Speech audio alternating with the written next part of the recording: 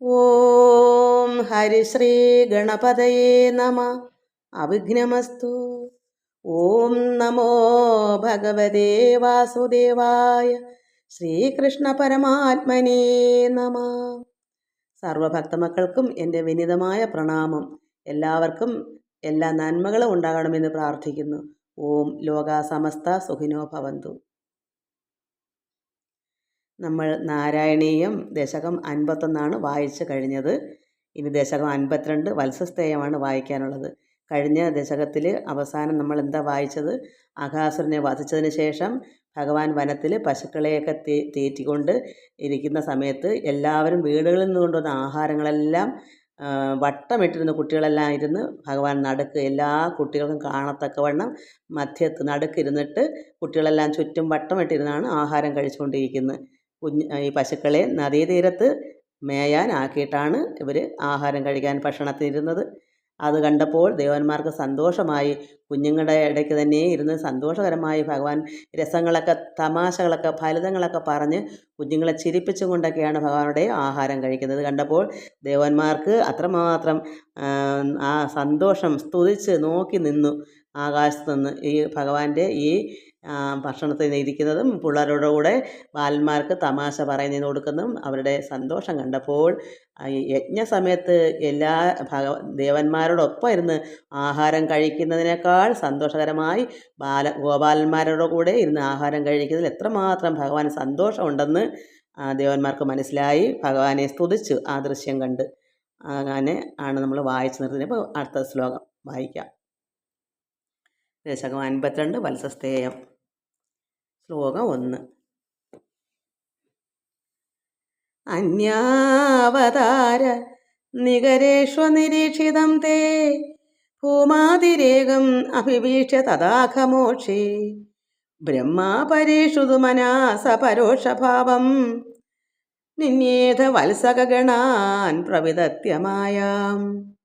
അന്യാവതാര നികരേഷ്വ നിരീക്ഷിതം തേ ഭൂമാതിരേകം അഭിവീക്ഷ്യ തദാഘമോക്ഷേ ബ്രഹ്മാപരീക്ഷിതു മനാസ പരോക്ഷഭാവം നിന്യേധ വത്സകഗണാൻ പ്രവിദത്യമായാം.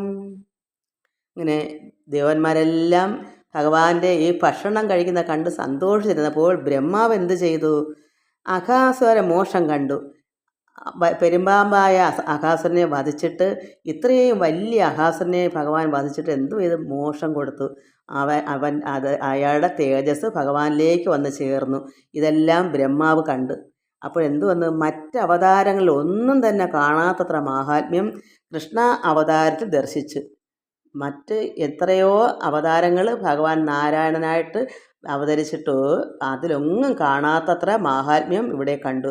കാരണം വലിയ വലിയ അസുരന്മാരായ പൂതനയും പിന്നെ വത്സാസുരനും ബകാസുരനും ഇപ്പോൾ അഘാസുരനും ഇതൊക്കെ കണ്ടപ്പോൾ ഇതിനകത്ത് പ്രത്യേക അവതാരം അത്രമാത്രം മാഹാത്മ്യം ഉണ്ടെന്ന് ബ്രഹ്മാവിന് മനസ്സിലായപ്പോൾ ഒന്ന് പരീക്ഷിക്കണമെന്ന് തോന്നി. ഈ കൃഷ്ണനെ അങ്ങനെ അങ്ങയെ ഭഗവാനെ ഒന്ന് പരീക്ഷിക്കാനായി മായയെ നിയോഗിച്ചു. ആരാ? ബ്രഹ്മാവ്. ബ്രഹ്മാവിൻ്റെ മായ നിയോഗിച്ചിട്ട് എന്ത് ചെയ്തു? നദീതീർത്ത് പശുക്കളെല്ലാം മേഞ്ഞുകൊണ്ടിരുന്ന ഈ മേഞ്ഞു നിന്ന പശുക്കളെ എല്ലാം അപഹരിച്ചിട്ട് മറച്ചു വച്ചു മായ കൊണ്ട്.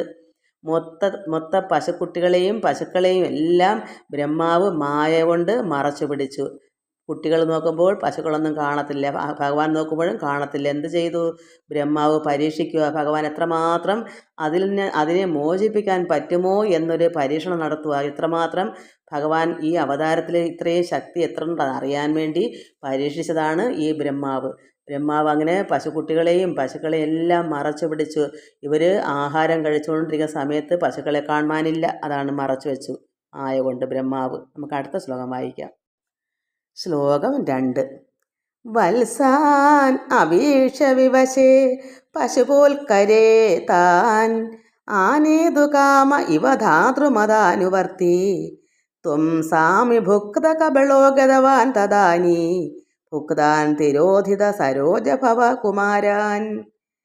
വത്സാൻ അവീക്ഷ വിവശേ പശുപോൽക്കരേ താൻ ആനേതു കാമ ഇവ ധാതൃമതാനുവർത്തി ത്വം സാമി ഭുക്ത കബളോ ഗതവാൻ തദാനി ഭുക്താൻ തിരോധിത സരോജഭവ കുമാരാൻ. ബ്രഹ്മാവ് അങ്ങനെ പശുക്കളെയെല്ലാം മറച്ച് കളഞ്ഞത് ഗോപകുമാരന്മാർ അറിഞ്ഞില്ലല്ലോ. അവർ ഭക്ഷണം കഴിച്ചുകൊണ്ടിരിക്കുകയല്ലേ. അവർ പശുക്കളെ കാണാത്തതിൽ ദുഃഖിച്ച് പരിഭ്രമിച്ചു. കാരണം നദീതീരത്ത് മേയാനാക്കിയിട്ട് അവിടെ തൊട്ടടുത്ത് അവരെ കാണത്തക്കവണ്ണമാണ് ഇരുന്ന് ആഹാരം കഴിക്കുന്നത്. ഇച്ചിരി ദൂരെ ആണെങ്കിലും നോക്കിയാൽ കാണാം. പക്ഷേ പെട്ടെന്ന് ഇതൊരു മായ കൊണ്ട് മറച്ചതുകൊണ്ട് കുഞ്ഞുങ്ങൾ അറിയുന്നില്ലല്ലോ. ഇങ്ങനെ പശുക്കളെ കണ്ടില്ലെന്ന് മാത്രമേ കുഞ്ഞുങ്ങൾക്കറിയൂ. അവർ പശുക്കളെ കാണാത്തതിൽ ദുഃഖിച്ച് പരിഭ്രമിച്ചു.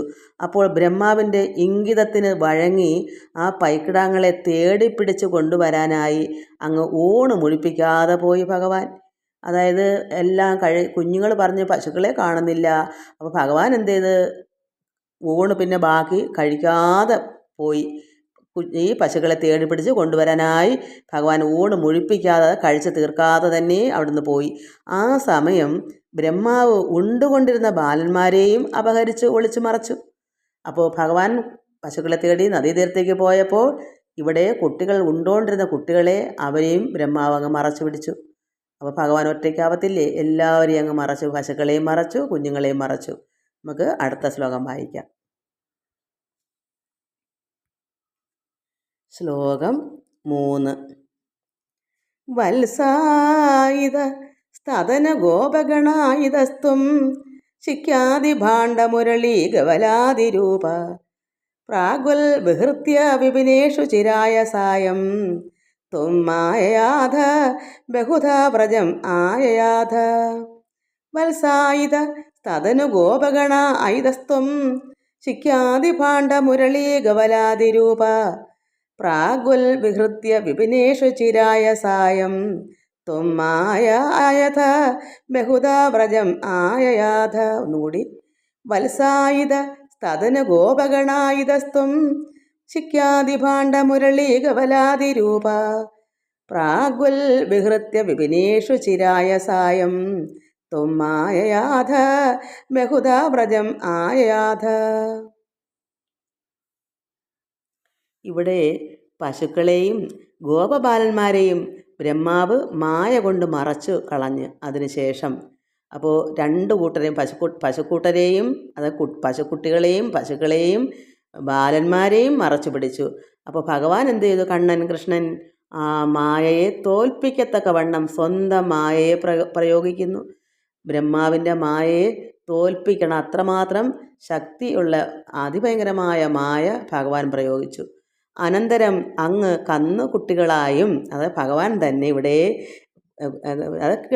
പശുക്കിടാക്കളായും ഗോപബാലന്മാരായും ഉറപാത്രം, ഓടക്കുഴൽ, കൊമ്പ് ആദിയായവയുടെ രൂപത്തിലും ശോഭിച്ചു. കണ്ണൻ നമുക്ക് ഭാഗവത് നമ്മൾ വായിച്ചിട്ടുണ്ട്. എത്ര ഗോപസ്ത്രീകളുണ്ടോ അത്രയും കൃഷ്ണനുണ്ടായി. എല്ലാവർക്കും അവരവരുടെ മുമ്പിൽ അവരവർക്ക് ഓരോരോ കൃഷ്ണന്മാർ.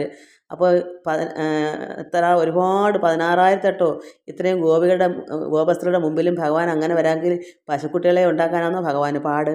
അപ്പോൾ എന്താ വന്ന് ഭഗവാൻ തന്നെ കന്നുകുട്ടികളായും ഗോപബാലന്മാരായും ഉറപാത്രം, അതായത് ഈ ചോറ് കൊണ്ടുവരുന്ന ഉറി ഉണ്ട്, അതാന്ന് തോന്നുന്നു, ഉറപാത്രം, ഓടക്കുഴൽ, കൊമ്പ് ആദിയായവയുടെ രൂപത്തിലും ഭഗവാൻ അങ്ങ് ശോഭിച്ചു.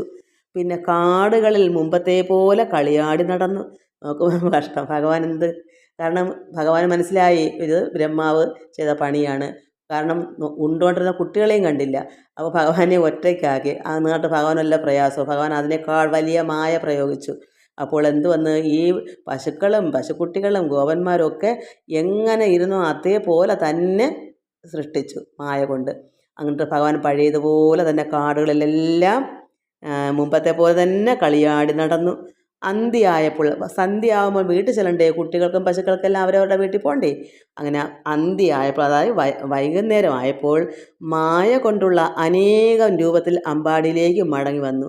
അപ്പം ഭഗവാന്റെ മായ കൊണ്ട് ഒരുപാട് കുട്ടികൾ അവരവരുടെ വീട്ടിലെ എങ്ങനെ ഇരിക്കുന്നു പശുക്കളും കുട്ടികളും അതേപോലെ തന്നെ ഭഗവാനെല്ലാം മായ കൊണ്ട് സൃഷ്ടിച്ച് അവരവരുടെ വീട്ടിലേക്ക് ചെന്നു. അപ്പോൾ ആരെങ്കിലും വല്ലതും അറിഞ്ഞോ? ഇല്ല. എല്ലാവർക്കും നമസ്കാരം. നമുക്ക് അടുത്ത ശ്ലോകം അടുത്ത ദിവസം വായിക്കാം. സർവത്ര ഗോവിന്ദ നാമ സങ്കീർത്തനം. ഗോവിന്ദ ഗോവിന്ദ.